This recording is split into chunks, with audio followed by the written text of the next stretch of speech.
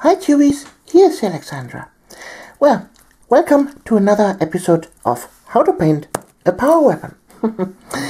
Well, some time ago I have posted on my Facebook page a link to the Facebook page of Worthy Painting. There were a really nice painted Necron unit, and they had a very interesting style of painting the power weapons they are wielding. And I have gotten over the last days a lot of messages regarding how to paint those. So I've asked Nick from Worthy Painting if it is okay for him if I make a tutorial for that kind of power weapon. And he said, okay, well, go ahead.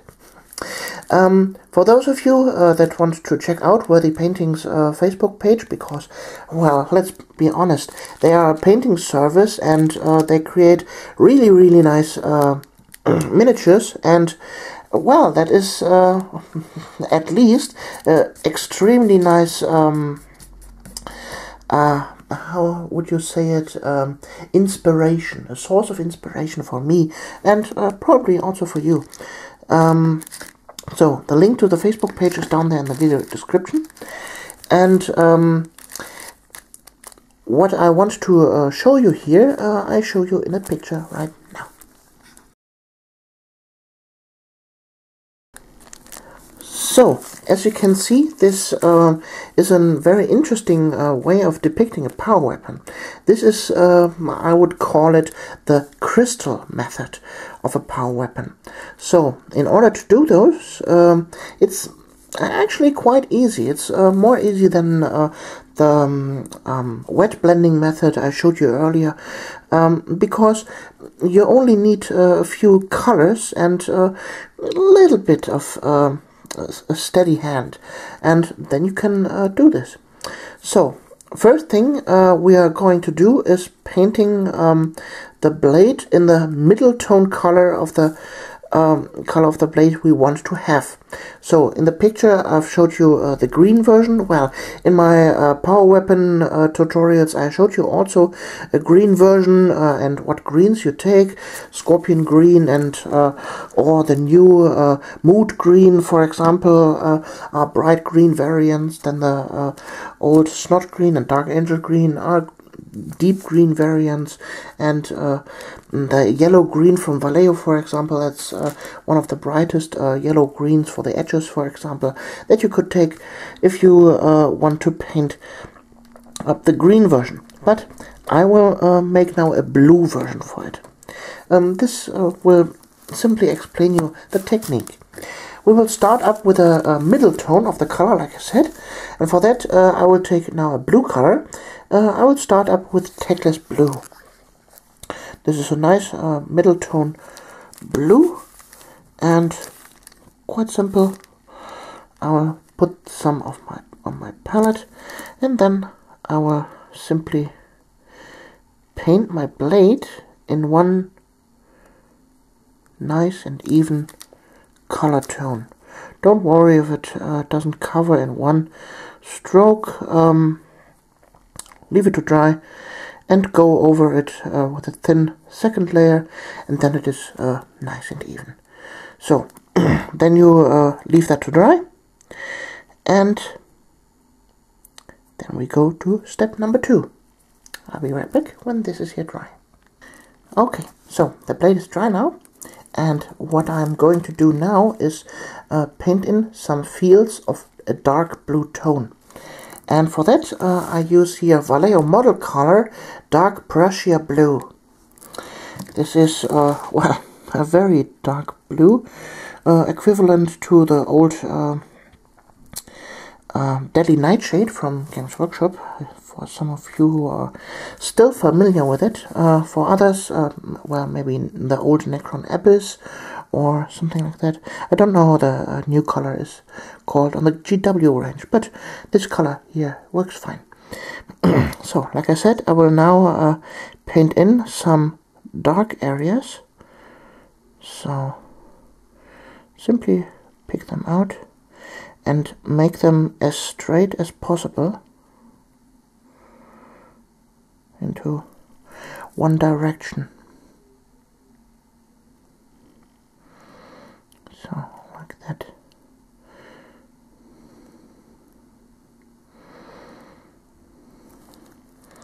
See? Then you paint a little bit further. Here, for example. Paint another one.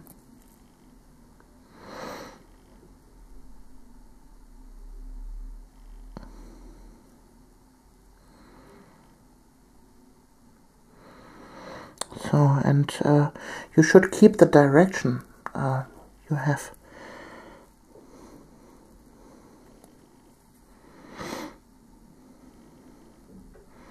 That's what makes the crystalline look. So, on the other side, we are painting now exactly the same, but we move it a little bit. So, we will paint it exactly between those. For example, here until here.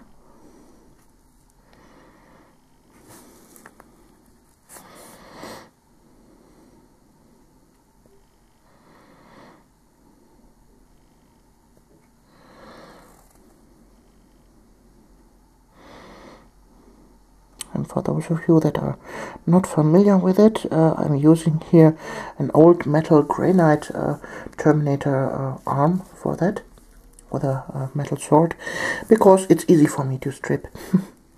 When it's done, I can redo the power sword tutorials over and over again. I don't have to waste miniatures for that. So, here I have now the next one. Make sure the dark blue areas are even. If they are not even, let them dry and go over them a second time. So, and then the last one, we will paint here until there.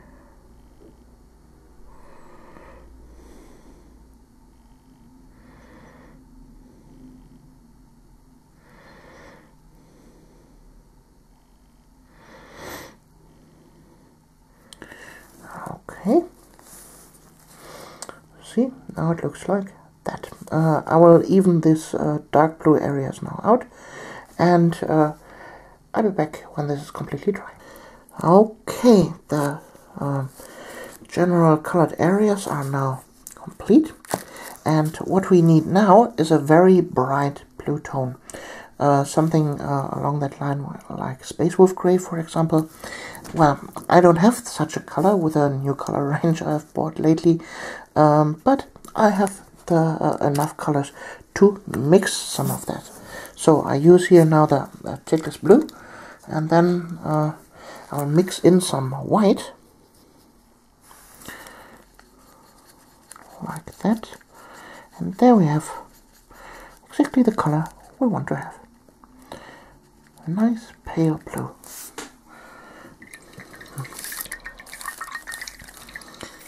So, then you take your absolute best brush with the pointiest edge absolutely possible, and then you take your brush, load it with color, and I say don't go with that to your miniature. You will wipe the brush a little bit off and adjust the tip of the brush, and then you make test strokes, maybe on your palette or on your thumb or whatever, until you're satisfied with the way the color flows.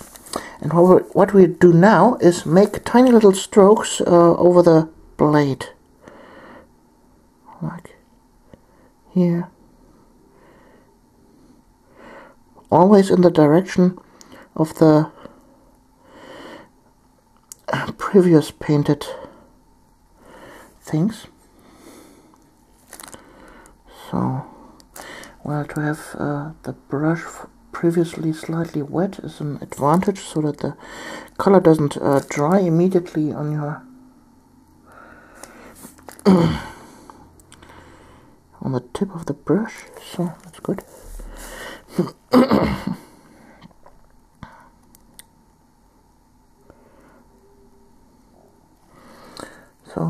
see, basically make tiny little strokes. I'm a little bit out of training right now.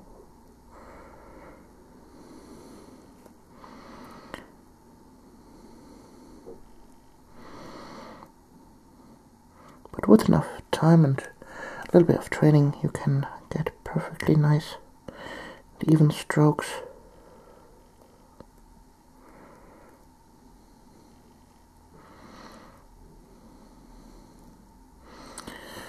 So then same on the other side. Reload the brush, adjust it. It's quite easy.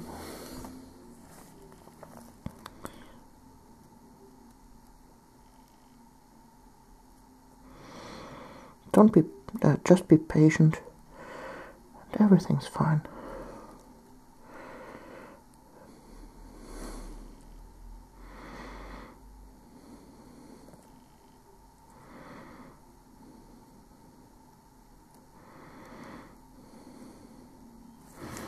So, and after that,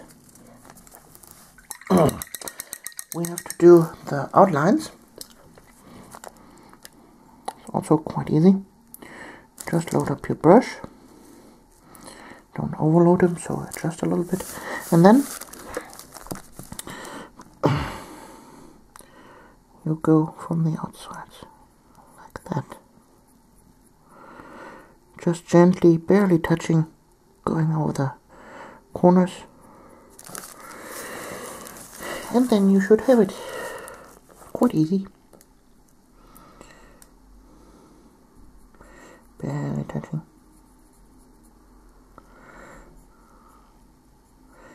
There we go.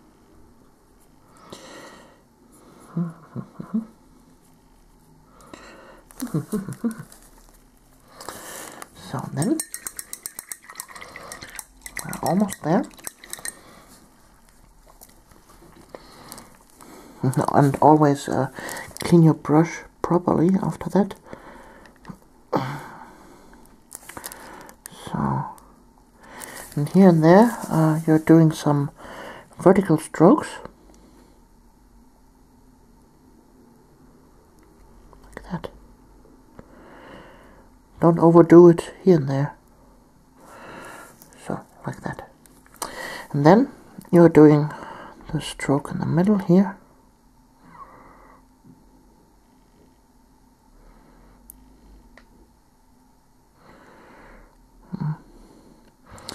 It's not perfectly straight, but well, you get the point. And voila, ta-da, a crystal blade. This is something for those people that don't like to wet blend your blades.